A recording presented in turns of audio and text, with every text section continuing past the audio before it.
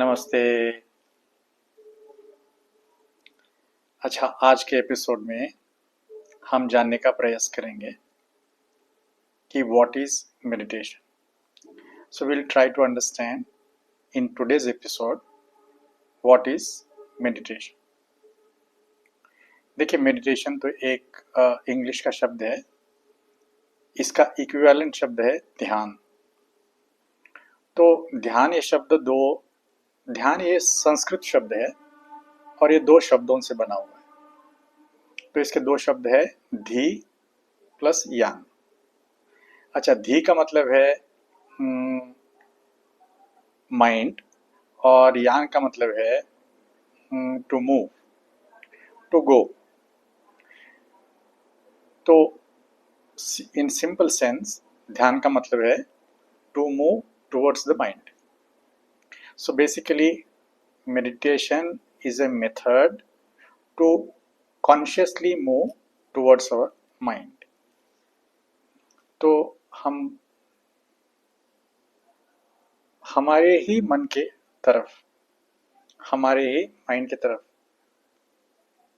अभी हम कैसे हैं, अभी हमारा जीवन कैसा है, that we are looking outwards, we are looking out through our mind. So the senses are moving outwards. So we have no idea about moving towards ourselves. So meditation helps us do that job. It is simply moving towards the mind and watching the mind consciously. तो meditation simple sense में एक just वॉचफुलनेस है. It's a simple watching thing. अच्छा, it is watching anything. First is the outer watching. So you can watch anything.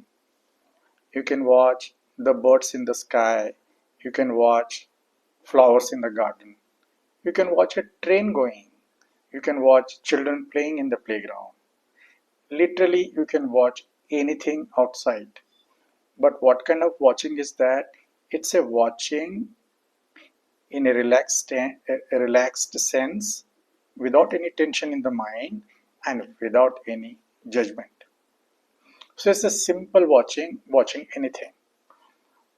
Watching anything without any judgment, unconditionally, keeping a distance in a relaxed state is what meditation is all about.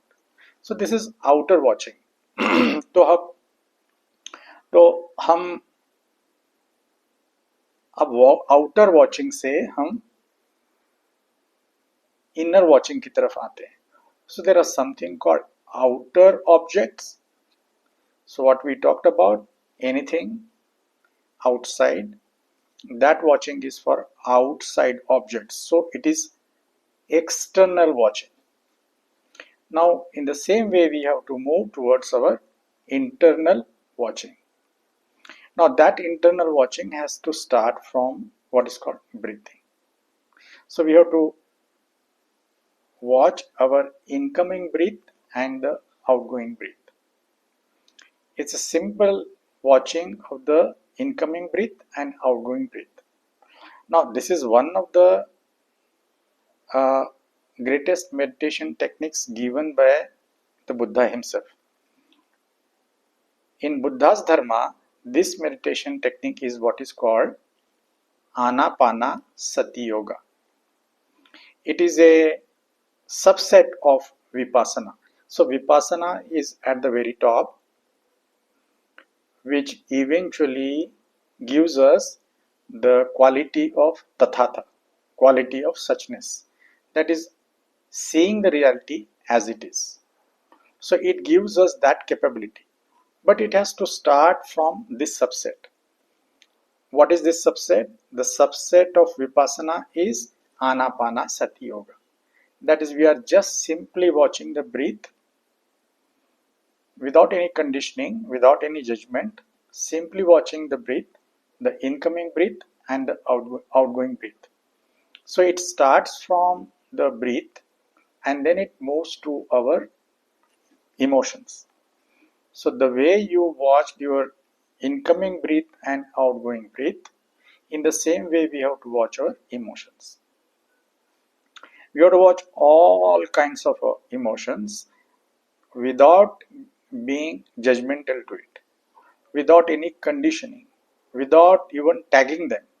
So whether they are negative emotions or positive emotions, the method is just to watch them silently from a distance. So this watchfulness is from a distance with a sakshi bhava. That's what watchfulness is. You are bringing in your own witnessing to your own internal objects of your whole being. So the internal objects here are emotions. Prior to that, it was breathing. Now from the emotions, we have to move to the thoughts. But then, what will happen at the level of the emotions?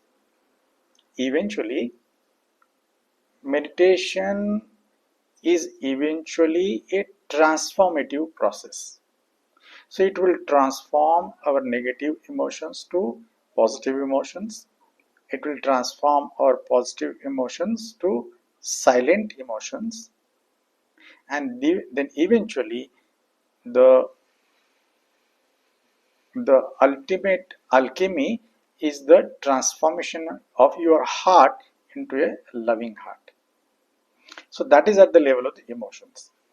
Now in the same way, we have to move to the level of our thoughts. Again the same thing. Watch whatever thoughts that are coming, whether they are positive thoughts or negative thoughts, without any judgment. The process is just watching them. Slowly and slowly, eventually, a point will come, your negative thoughts will transform into positive thoughts. Your positive thoughts will transform into neutral thoughts. So, neutral thoughts is sort of a balance of both. Then, what will happen at the level of the mind? At the level of the mind will be transformed into a silent mind. So, a loving heart and a silent mind. See, mind is basically everybody's mind. The scriptures divide the state of the mind into three. They call it gunas. Scriptures में इनको कहते हैं त्रिगुणास. तो हर व्यक्ति का जो mind है वो इस कंपोजिशन में है, तमस, रजस और सत्व. तो हर इंडिविजुअल का एक अपना कंपोजिशन है. सो what is that composition? That it is every individual's. We cannot come out with something called statistics. 20 is to 30 is to whatever the balance, okay, 50, and then sattva is 50. So that way we cannot come out mathematically, but each individual knows. So it is rajas, tamas and sattva. So the mind of every individual is divided into these three gunas. What is the basis of this mind divided into these three gunas? It is just based on the thoughts and emotions. So if there are more negative thoughts, if there are more negative emotions, the mind's major component will be tamas. So tamas is a mode that will take us back. So it will take us back towards destruction. It will take us back towards uh, regression. And the mind of positive thoughts, the mind of positive emotions, the mind of rajas will take us forward, will take us into progression, will take us into goodness. It will take us into creativity. So this is how the rajas and tamas work. But then, just like a silent ocean, just like a violent ocean, the same is the state of our mind too. So there is a state of balance too. That is what is called sattva. So the mind of sattva actually gives you true happiness.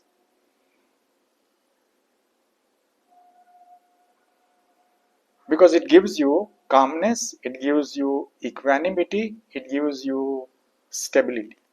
So it is sort of an equanimity, it is sort of a stability, it is sort of a balance of the mind. So at the stage of sattva, the mind will become silent. So there is a beautiful verse in the Bhagavad Gita.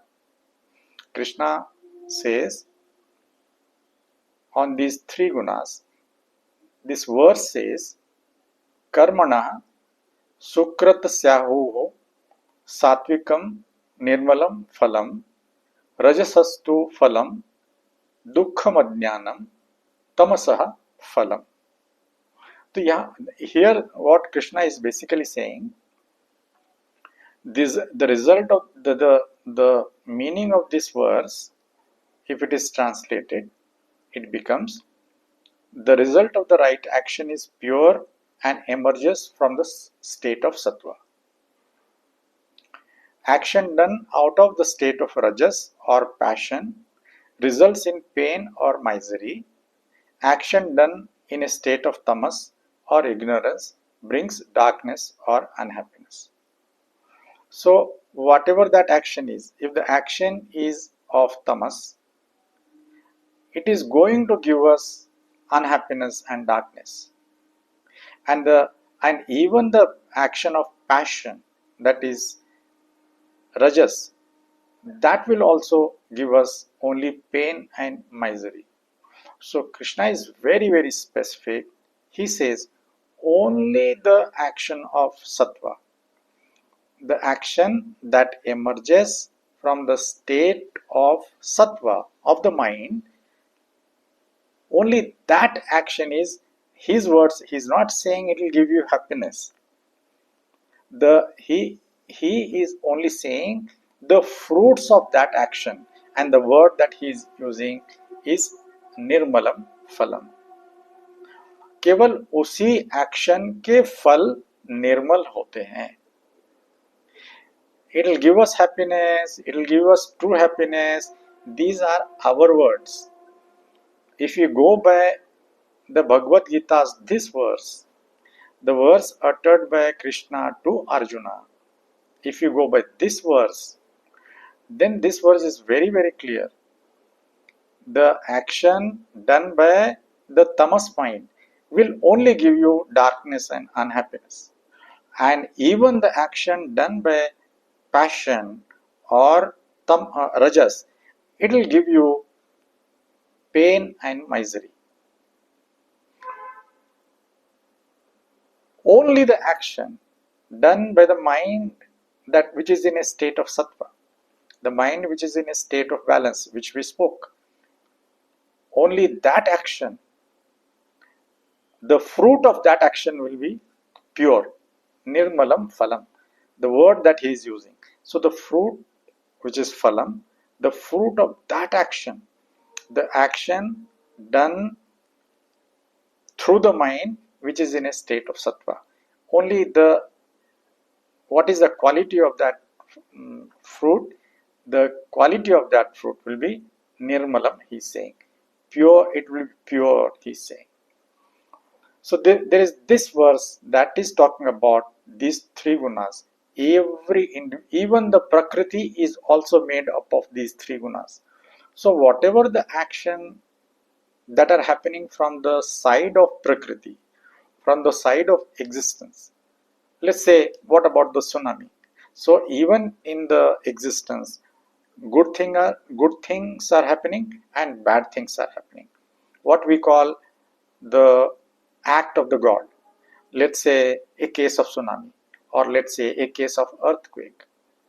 So even the prakriti is also into these three modes called rajas, tamas and sattva. And whatever that is happening from that side, but then we have no control on the existence. Whatever that is happening from the existence side, we have no judgment. We can't judge. So it is not, we are basically not talking here about the action from the prakriti. We are talking about the action from our side. So since our being also is divided into these three gunas, we have to see from which state of our mind our action is getting germinated, from which state of mind we are doing our action. Depending on that, the fruit of that action will be dependent. So this is how there are these three gunas, that every person's nature is uh, coming out of the state of these three gunas. But then eventually, then what will happen? What we are talking about is that meditation is a transformating thing. So this meditation is transforming us how? At the level of the heart, it is transforming into a loving heart, and at the level of the mind, it is transforming us into a silent mind. But these are three gunas. But then there is something called a fourth. Now this is little difficult. A fourth is a jump from the state of sattva. That is what is called the fourth. So the scriptures are calling that as turiya, or simply the fourth. So we have to jump from these three to a fourth. It is like a leapfrog. You don't have to worry. A point will come in a state of sattva. You will yourself will be able to do it. So in that jump, you will come into what is called the fourth, what is called the turiya. But that turiya is transcendence of the mind. And in that state, you will realize your soul. So the mind is in time, this body is in time, but that fourth, where we are realizing our soul, which we are calling the transcendence of the mind, which is possible only from the state of sattva. It will never be possible from the state of tamas. There is no question at all. The possibility is nil, absolutely nil.